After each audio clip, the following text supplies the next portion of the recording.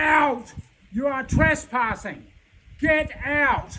I'm so sorry, Get out! Are you deaf? Okay.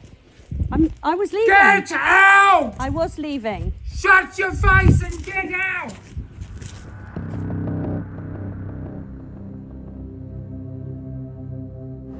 It's a long, barren road out to the Murray's property, but we're just about here. This is always hard to have these conversations with families in such tragic circumstances. But here we go.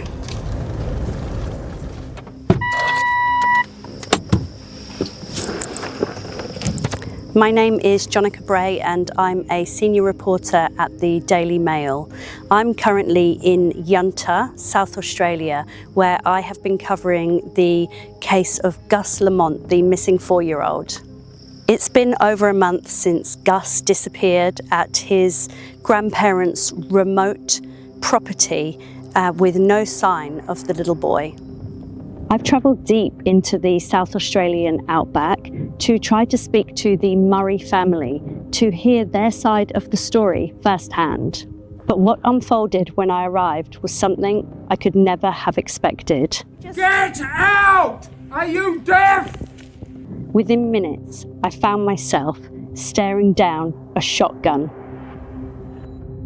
Here's what we know about that fateful day more than a month ago when Gus went missing.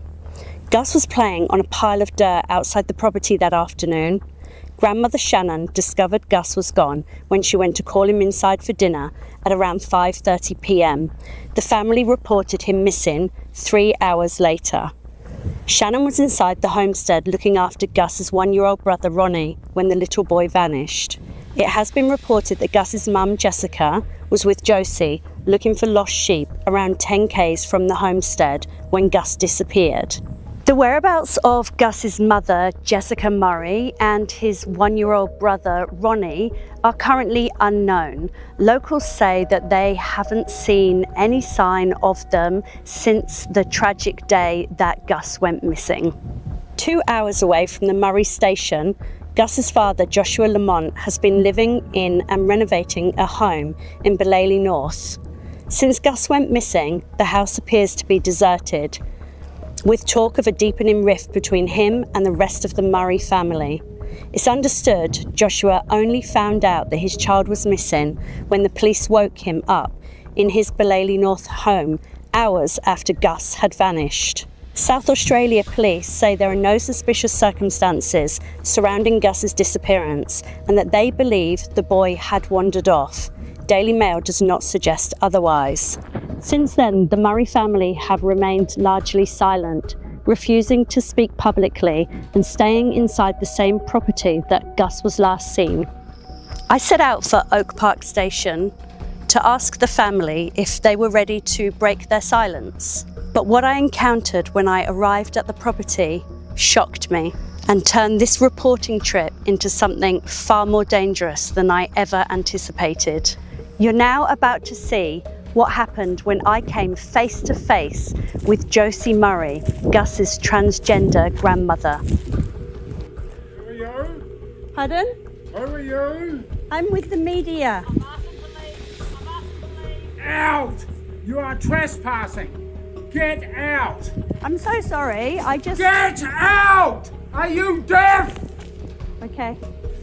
I was leaving. Get out! I was leaving. Shut your face and get out! We'll have the police on you because you've been warned not to come here. Get out! I haven't been here Get before. out!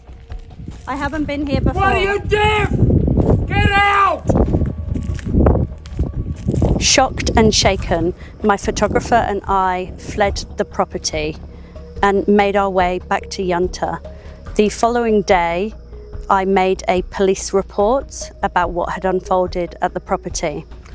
The altercation happened just hours before the police announced that they would resume the search for little Gus for the 3rd time. So I'm here on the road leading up to the Yunta property where Gus Lamont went missing just over 30 days ago. Behind me is the search, rescue and police who are arriving for the third search for Gus Lamont. The plan today is to dredge the dam, which is on the property. It's about 4.5 meters deep, and we actually don't know how long this is going to take, but we're going to follow the convoy now up to the homestead and cover this story as it unfolds. Just driving up to the Oak Park property. So this is the homestead where Gus Lamont was last seen. So this is the third search that starts today for Gus Lamont. The previous two were called off after no trace of the little boy was found. The convoy of search and rescue, police have already headed up. We're just hanging back a little bit now as we go. It's probably another 45 minutes until we get up to the property. It's a really long, dusty, bumpy, rugged terrain out here. The dust from the convoy of the vehicles just fills the whole air. It's impossible to see. So we're just hanging up back a little bit now so that we can just drive up there safely. Obviously there's a lot of tension in the air today. I can just only imagine how the family will be feeling right now.